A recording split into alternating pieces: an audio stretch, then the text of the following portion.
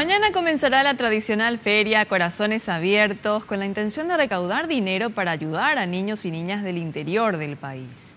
Artículos donados y refaccionados serán puestos a la venta a precios muy accesibles. Juguetes, ropas, electrodomésticos, muebles y hasta 2 automóviles. Todo eso y más será puesto a la venta desde este jueves hasta el 30 de diciembre en el patio del Colegio Comercio 1 de Asunción.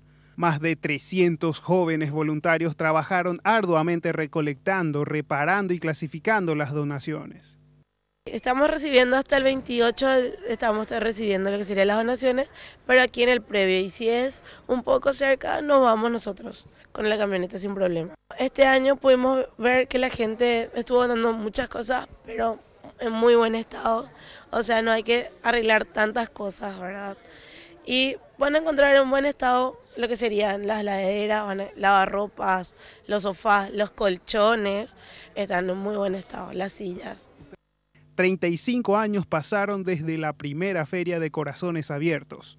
Don Reinaldo formó parte de aquella primera camada de voluntarios. Compartió sus anécdotas y la satisfacción que siente al ayudar a otros.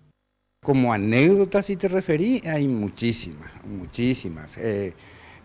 Gente que han venido a comprar un cierto artículo, llevaron para no venir con las manos vacías al año siguiente. Las cosas que llevé el año pasado me resultaron, quiero otra vez lo mismo. Hubo otra gente que vino a comprar colchones, era lo que nosotros utilizamos para pernoctar acá noche tras noche, ¿verdad? Y ese día cuando agarraron para alzar el camión, resulta que dentro había billetes. Eso ocurrió en San José Obrero, sobre calle Última. La señora pagó 2.500 guaraní, creo que era en ese entonces, y cuando rompió en el colchón encontraron 1,5 millones ahí adentro. Y eso fue en el año 87. Y después está el famoso tema del Stradivarius, que pagó, estábamos en Nuestra Señora de la Asunción, y prácticamente la basura quitó este extraño, vamos a decirle, este cliente, este visitante. Pagó creo que era 500 guaraníes, al día siguiente mandó evaluar en Europa, pero previo seguro de $100.000, algo que estaba ahí, o sea que hay muchas anécdotas. Yo me entrego pura y exclusivamente para Corazones.